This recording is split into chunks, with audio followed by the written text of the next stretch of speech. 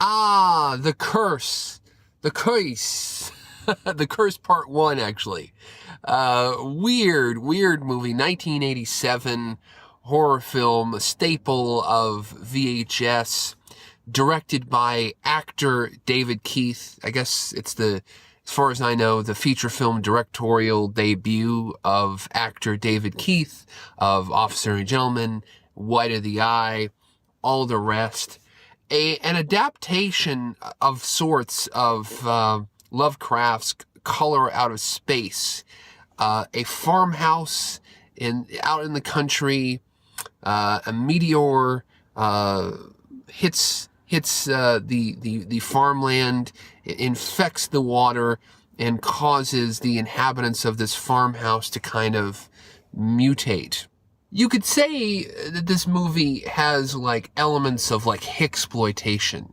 You know, if you kind of squint from a certain angle, you know, like the Burt Reynolds type of movies where Hollywood would go and make these like redneck movies, redneck exploitation, where you'd have like, you know, country folk, farm folk, you know, redneck folk, and then something happens to them, and it's an action movie or horror movie. But in the case of The Curse, it's just such a strange movie, and it was produced by this guy named Ovidio Assonitis, who has a history of just making strange movies. He has a history of making these movies that are just full of like stars, but they're weird and they're kind of reminiscent of other, you know, he made like a kind of a possession exorcist ripoff, The Devil Within Her. I guess that's a name of the movie. Who Goes There or whatever. I don't know it had so many names, that movie, but that movie, Tentacles, The Visitor, and they're biblical elements, you know, because, you know, Devil Within Her, The Visitor has weird biblical space elements, and The Curse has these weirdest, you know, this father played by Claude Akins is like, oh, it's a curse upon the family. That's where the title comes from. But there's something there's just something off about all of it. And then Sonny Boy, of course. He was the producer of Sonny Boy. So, I mean, you know, this guy is just off the rails. There's something wrong. But, so an Ovidio Assonitis production, so you know what you're getting into, with this movie. And it's just like,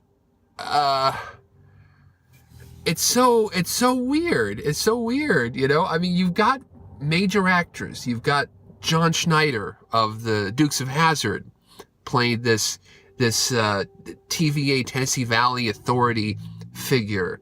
You've got Claude Akins as the father figure. You have a young Will Wheaton. Young Will Stand By Me. This must have been like a little bit before or after Stand By Me, you know, where he's not quite, it was a little bit before Stand By Me and Next Generation and all of this stuff. And I think he has he talks about this movie in in one of his books or something. I haven't read it. I think I heard a little bit about it years ago. I forget what he's talking. I think he has some very colorful stories about this movie. And I think his kid sister in the movie is actually his real sister, right? Because I know it's her name is something Wheaton. But it's and then, you know, so it's not really like a Hollywood Hicksploitation movie. It's more like an Italian, you know, Hicksploitation. It's you know, like that Anthropophagus Part 2 or Troll 2 or, you know, one of those movies where these Italian filmmakers come to this little tiny, you know, American town and make this film because they know more about Americans than... You know, it's one of those, you know, because Ovidio Assonitis was an Italian filmmaker, and again, like again, there's the eccentricities there, and but I mean, weird movie full of, as I said, eccentricities. You know, one wonders how it all came together. Shot on location in the Tellico Plains in Tennessee. I love seeing Telco Plains. I'd love to live in the There's probably not much going on in Telco Plains. You look at it, it's like, oh, there's not much going on here. It's like, it has, to me, heavy Troll 2 vibes. Though it's, I think, a better movie than Troll 2. It's not as funny. It doesn't have, like, the kind of jokey lines of a Troll 2. It's not quite, it could not reach the level of a Troll 2, because in some ways it's a little too good, and it's a little too bad to be Troll. It's not so bad it's good, it's so bad it's kind of like, it's that kind of bad. But David Keith, like I said, actor turned director. Apparently, I've heard some things where he shot it actually on his property, and because he's from Tennessee. And then Ovidio Assonitis, there is this, he's credited in the beginning as Louis Fulci.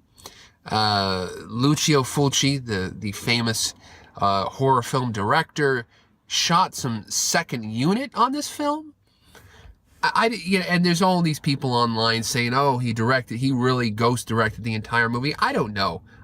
The movie, the plot of the movie feels so cut up and weird that you do get this feeling that there were, like, the end of the film with the guy with the John Schneider character in the hospital bed, and you're like, what planet? It seems like there was the main film shoot, and then Ovidio Assonitis was like, go, cut, shoot these scenes and do this and that, because he was known as kind of a capricious director who would just demand all of these weird elements just being thrown in. And so it does feel like, whether Fulci directed the whole movie, I don't know. It's just, the movie is just so strange and cut up, and I think there's so many reshoots and other things that I don't know. The effects, there's some interesting model effects in the movie. There's a lot of goo. It's a very gooey movie. And goo that glows and that has bubbles in it, and it's very good. And then some of the makeup effects are actually pretty accomplished. And some of them are actually pretty gross, with the goo and the melting and the maggots. They do kind of reach the level of, like, late 80s Italian horror film special effects, when things were they weren't as good as the 70s, but they were just, it's gooey and maggots, Fulci loved maggots. So that's why I think a lot of people, because you look back into the maggots of City of the Living Dead and Zombie and everything, and there are a lot of maggot scenes in this film, and you're thinking, holy hell, maybe Fulci was involved in somehow these scenes and staging, or at some level, because Fulci was always one of those technical guys. He was a director who had a sense of a technical sense of how to shoot special effects gags and how to put things together. So maybe that's why Ovidio Assonitis brought him in, because there are some kind of involved gags in this movie. There's not that many. It's not really as impressive as a Fulci movie.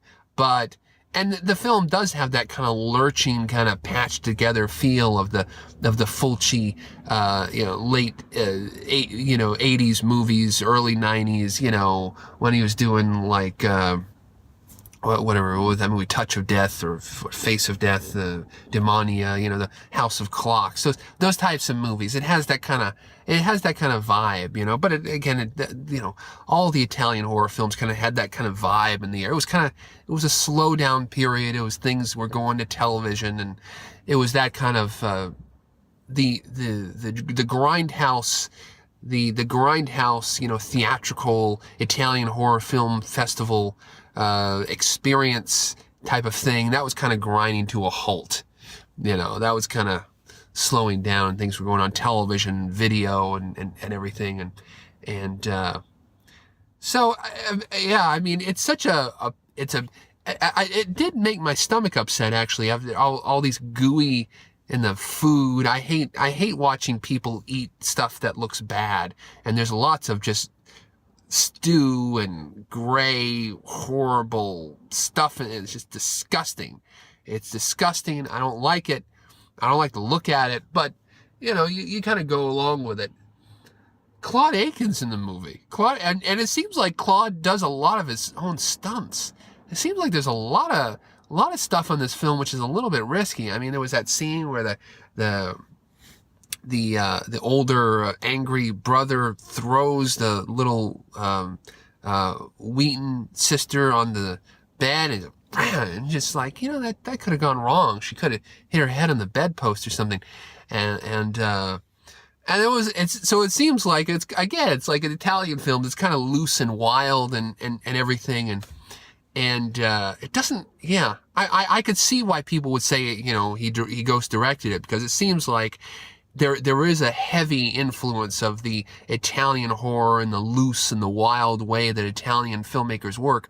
The only thing that's missing right now, that's missing from this film, that is in other Italian films is, there's no dubbed Italian actors. It's all American actors. It's all, John Schneider, there's no, like, guys from Fistful of Dollars running around with rubbery lips. No, it's all, well, actually, John Schneider appears like he's ADR. There's a couple of like shots where he's dubbed and he's like, he becomes, hi, I'm John, his voice totally changes, but it's only for like literally like a few seconds. So I'd have to go back and see, I don't know. But the effects, good. I mean, it's shot in scope. Most of the Assonitis films were shot in scope, I think, because he just wanted them to look bigger, because he was always like casting random Hollywood stars and trying to do a takeoff on Hollywood films, Hollywood horror films. But he was always doing them kind of weird. But the film looks good. I mean, the end of the film, the model work is a little bit, 1960s type of vintage stuff. But I love when he's boarding up the windows at the end, and there's that establishing shot of like the model, and you're like, why are they shooting a model? Oh, they're gonna blow up the house or something's gonna happen. Spoiler. It doesn't matter. There's no spoilers in this film. It's gooey, gross, wonderful, fun, a VHS staple, now out on Scream Factory with a double feature of Curse 1 and Curse 2, which share a font between them. They share the Curse kind of logo design of Curse 1 and Curse 2, but not much. Well, there is the idea of transformation, I guess, and the producer, Ovidio Assonitis, but other than that, there's not really a lot of difference, a lot of similarity between them, rather. So, The Curse, a wonderful, strange movie. On behalf of the motion picture industry, welcome to the world of home video entertainment.